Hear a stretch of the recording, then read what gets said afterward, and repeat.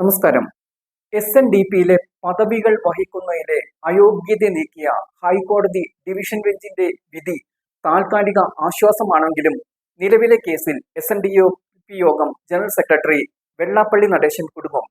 SNDPക്ക് ബാധകമാകുക കേന്ദ്ര നിയമമാണോ അതോ കേരള നിയമമാണോ എന്ന കാര്യത്തിൽ കേന്ദ്രത്തോട് വിശദീകരണം തേടിയിരിക്കുകയാണ് സുപ്രീം കോടതി. 1956 കേന്ദ്ര കമ്പനി നിയമമാണോ 1961 കേരള നോൺ ട്രേഡിംഗ് കമ്പനീസ് ആക്ട് ആണോ SNDPക്ക് ബാധകമെന്നാണ് സുപ്രീം കോടതി ആരാഞ്ഞിരിക്കുന്നത്.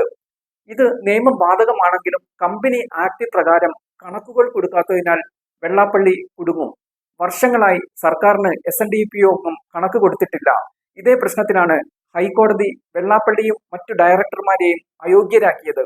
SNDP യോഗത്തിന് ബാധകം സംസ്ഥാന നിയമമാണെന്ന് കേരള ഹൈക്കോടതിയുടെ സിംഗിൾ ബെഞ്ച് വിധിച്ചെങ്കിലും ഡിവിഷൻ ബെഞ്ച് ആ വിധി റദ്ദാക്കിയിട്ടുണ്ട്. ഈ കാര്യത്തിൽ തീരുമാനമെടുക്കാൻ കേന്ദ്ര അതോറിറ്റിയോട് നിർദ്ദേശിക്കുകയായിരുന്നു.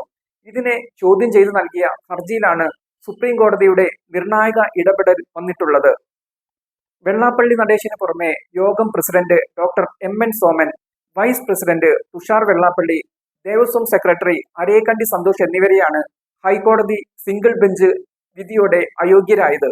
ഈ വിധി സ്റ്റേ ചെയ്യുകയാണ് ഹൈക്കോടതി ഡിവിഷൻ ബെഞ്ച് ചെയ്തത്. 3 വർഷത്തെ റിട്ടേൺ നൽകിയില്ലെങ്കിൽ കമ്പനി ഡയറക്ടർമാർക്ക് അയോഗ്യത സ്വാഭാവികമല്ലേ എന്ന് വാദത്തിനിടെ വെള്ളാപ്പള്ളിയോട് ഹൈക്കോടതി ചോദിക്കുകയും ചെയ്തിരുന്നു. തുടർച്ചയായി 3 വർഷം വാർഷിക റിട്ടേണുകളോ സാമ്പത്തിക സ്റ്റേറ്റ്മെന്റുകളോ ഫയൽ ചെയ്യാതിരുന്നാൽ ആ കമ്പനിയുടെ ഡയറക്ടർമാർക്ക് 5 വർഷത്തേക്ക് വീണ്ടും ഡയറക്ടറാക്കി നിയമിക്കപ്പെടാൻ അയോഗ്യതയുണ്ടാകുമെന്ന കമ്പനി നിയമത്തിന്റെ 164(2) വകുപ്പിൽ പറയുന്നുണ്ട്. ഇത് ചൂണ്ടിക്കാട്ടിയാണ് ഹൈക്കോടതി സിംഗിൾ ബെഞ്ച് വെള്ളാപ്പള്ളി അടക്കമുള്ളവർക്ക് അയോഗ്യത വിധിച്ചത്. ഈ കേസിലെ വാദം ജൂണിൽ ഹൈക്കോടതിയിൽ നടക്കുന്നുണ്ട്. ഈ സമയത്ത് തന്നെയാണ് SNDPയുടേത് ഏത് നിയമം എന്ന കാര്യത്തിൽ സുപ്രീം കോടതി വ്യക്തത തേടിയിരിക്കുന്നത്.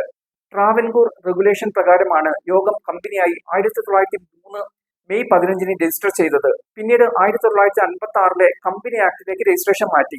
1961 കേരള നോൺ ട്രേഡിംഗ് കമ്പനീസ് ആക്ട് നിലവിൽ വന്നെങ്കിലും യോഗം 1956 കമ്പനീസ് ആക്ട് പ്രകാരമാണ് പ്രവർത്തനം തുടർന്നത്.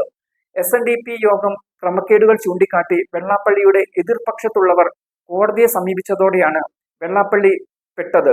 SNDPയുടെ പ്രവർത്തനങ്ങളിൽ സംസ്ഥാന സർക്കാരിന് ഇടപെടാൻ അധികാരം ഉണ്ടെന്ന് ചൂണ്ടിക്കാട്ടി കേന്ദ്ര സർക്കാർ 2005 ഉത്തരവ് ഇറക്കിയിരുന്നു.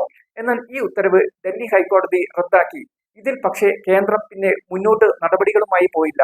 SNDPക്ക് ബാധകം ഏത് നിയമമാണെങ്കിലും കണക്കുകൾ നൽകേണ്ടി വരും.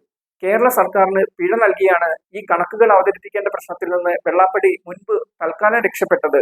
എന്തായാലും വർഷങ്ങളായി കണക്ക് സമർപ്പിക്കാത്ത വെള്ളാപ്പള്ളിക്ക് കുരുക്ക് മുറുകുക തന്നെയാണ് ചെയ്യുന്നത്.